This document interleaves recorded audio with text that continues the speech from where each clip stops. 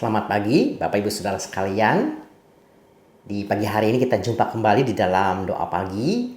Dan sebelumnya mari kita berdoa. Terima kasih Tuhan. Tuhanlah yang sudah membangunkan kami. Dan kami dengan nafas yang merupakan anugerah Tuhan, kami bersyukur dan kami rindu untuk mendengarkan pesan firman Tuhan di pagi hari ini. Dalam nama Tuhan Yesus Kristus kami berdoa. Amin. Di pagi hari ini kita akan melihat bacaan kita dari Pengkhotbah pasal 1 ayat 1 sampai 11. Saya akan membacakan untuk kita semua. Inilah perkataan Pengkhotbah anak Daud raja di Yerusalem. Kesia-siaan belaka, kata Pengkhotbah, kesia-siaan belaka, segala sesuatu adalah sia-sia. Apakah gunanya manusia berusaha dengan jerih payah di bawah matahari? Keturunan yang satu pergi dan keturunan yang lain datang, tetapi bumi tetap ada. Matahari terbit, matahari terbenam, lalu terburu-buru menuju tempat ia terbit kembali. Angin bertiup ke selatan, lalu berputar ke utara. Terus-menerus ia berputar dan dalam putarannya angin itu kembali. Semua sungai mengalir ke laut, tetapi laut tidak juga menjadi penuh. Kemana sungai mengalir, ke situ sungai mengalir selalu. Segala sesuatu menjemukan, sehingga tak terkatakan oleh manusia. Mata tidak kenyang melihat, telinga tidak puas mendengar. Apa yang pernah ada, akan ada lagi. Dan apa yang pernah dibuat, akan dibuat lagi. Tidak ada sesuatu yang baru di bawah matahari. Adakah sesuatu yang dapat dikatakan? Lihatlah ini baru, tetapi itu sudah ada dulu, lama sebelum kita ada. Kenang-kenangan dari masa lampau tidak ada, dan dari masa depan yang masih akan datang pun tidak akan ada kenang-kenangan pada mereka yang hidup sesudahnya. Di pagi hari ini dengan tema lakukan yang bermanfaat, ya, mengingatkan kita bahwa di dalam kegiatan kita sehari-hari ada begitu banyak hal-hal yang kita lakukan yang pada dasarnya tidak bermanfaat. Contoh yang paling sering misalkan apa? Men-scroll di handphone kita, di media sosial ataupun YouTube dengan awal niat kita merasa mencari hiburan, atau selain mencari hiburan, mencari inspirasi dengan scroll di media sosial, Instagram ataupun TikTok, ya, ataupun juga YouTube. Ya, niat awalnya mencari inspirasi dan kemudian mencari hiburan. Tetapi yang seringkali terjadi adalah kita tidak menyadari begitu banyak waktu yang kita gunakan untuk hal tersebut. Dan apakah kemudian aktivitas itu men-scroll, mencari informasi atau menikmati berbagai hiburan ataupun berita, apakah betul-betul kemudian menjadi hal yang bermanfaat? Jika dihitung dalam satu hari berapa menit waktu yang kita luangkan total untuk melihat media sosial. Bagi kalangan muda, ya, kita akan meluangkan begitu banyak waktu. Dan kita terkadang sampai lupa apa yang menjadi motivasi dan niat awal. Mungkin motivasi kita hanya sebentar mencari informasi dan hiburan. Tetapi seringkali itu membuat mata kita menjadi lelah.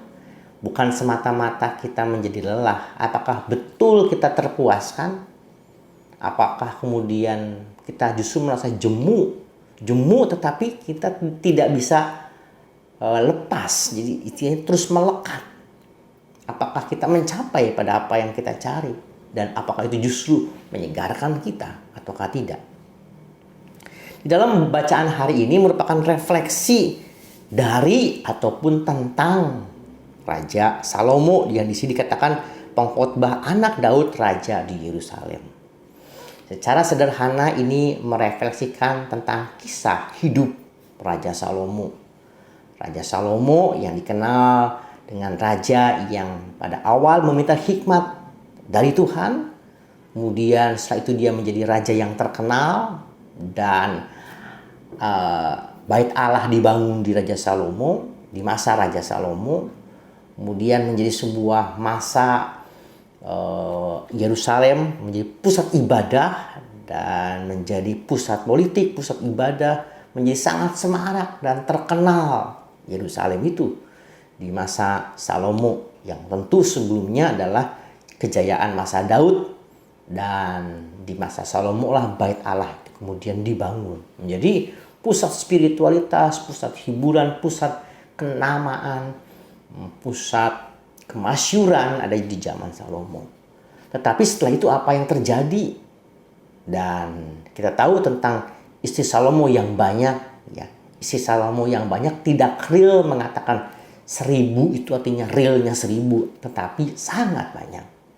Kenapa Salomo memiliki banyak istri? Ya, itu lebih kepada kondisi saat itu Salomo lebih mengandalkan hikmat manusia, di mana supaya bisa bertujuan untuk menjalin relasi sosial antar kerajaan, supaya memiliki relasi yang baik, maka budaya pada saat itu adalah mengambil istrinya.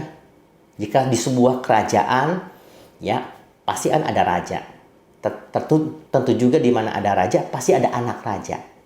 Nah, kalau Salomo mengambil anak perempuan dari kerajaan tertentu, maka relasinya menjadi baik. Sehingga secara politik dan sosial, kerajaan Salomo memiliki relasi yang baik dengan berbagai kerajaan. Itu niat awal Salomo.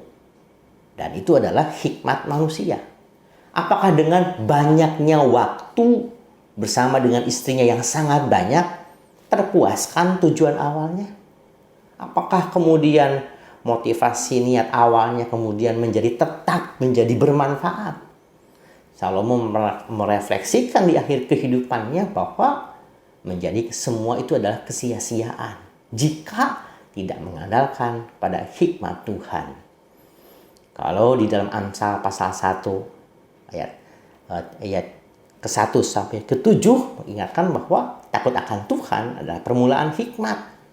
Tetapi ketika Salomo lebih mengandalkan bukan pada hikmat Tuhan, pada hikmat manusia, lebih kepada hikmat manusia berbanding cara berpikir Tuhan, maka banyaknya istri menjadi petaka buat dirinya sendiri. Tentu kita dapat melihat dari latar belakang itulah yang kemudian Salomo menuliskan Pengkhotbah pasal 1 ini.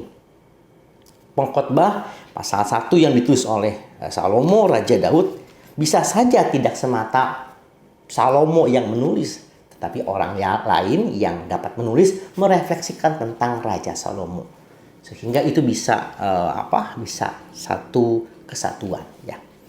Nah, Salomo menyampaikan bahwa di ayat 2 kesia-siaan belaka, segala sesuatu adalah sia-sia. Di ayat yang ke-8 kita mengingatkan segala sesuatu menjemukan sehingga tidak terkatakan oleh manusia. Mata tidak kenyang melihat, telinga tidak puas mendengar.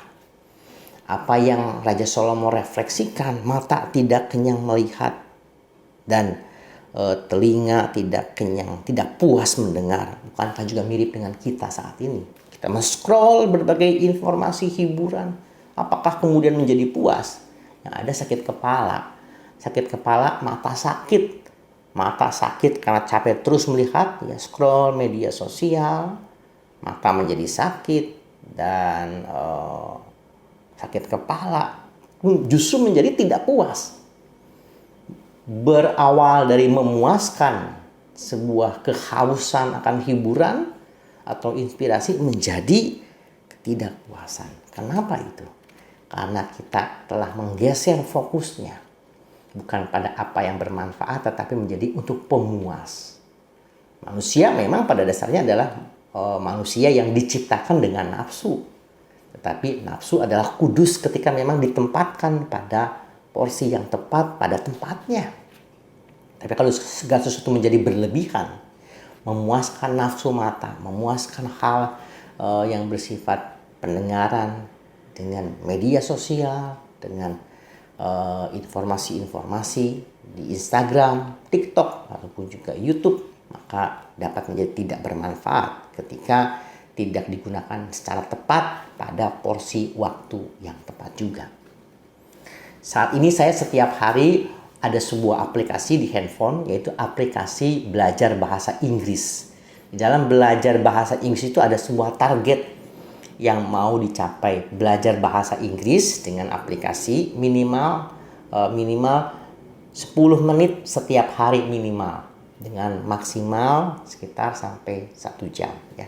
Di situ ada pengingat kalau kita belajar bahasa Inggris ya, lewat grammar, tujuan supaya meningkatkan kemampuan grammar kita ya. Ada target yang akan diingatkan kepada kita, minimal ada 10 menit.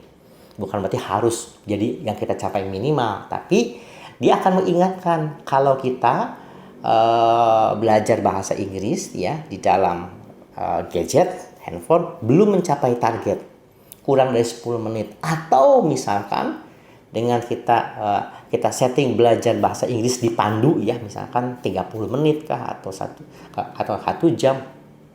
Kalau berlebihan nanti dia akan ingatkan Anda sudah melampaui target. Anda sudah melampaui batas-batas yang ditentukan. Dan itu bisa saja membuat kita sakit mata, sakit kepala, dan yang lain. Bisa menjadi tidak bermanfaat. Nah, Bapak Ibu yang dikasihi Tuhan, di pagi hari ini kita mau merefleksikan apakah kegiatan-kegiatan kita di pagi hari ini sudahkah menjadi kegiatan yang secukupnya, optimal, berdampak, tidak selalu panjang atau pendek, tapi optimal, berdampak, bermanfaat, dan menjadi berkat. Tuhan memberkati kita semua di pagi hari ini. Kiranya setiap kegiatan kita optimal, menjadi berkat, dan berdampak. Yuk kita berdoa. Tuhan, kami mengawali pagi hari ini dengan refleksi dari Raja Salomo untuk mengingatkan hidup yang menjadi berkat dan bukan menjadi hidup yang sia-sia dalam berbagai aktivitas kami sehari-hari. Dalam nama Tuhan Yesus Kristus yang memberkati aktivitas kami di pagi hari ini. Amin. Sampai jumpa kembali. Bagi Bapak Ibu yang memiliki pergumulan khusus dan ingin didoakan, bisa menghubungi rekan-rekan pendeta di nomor berikut.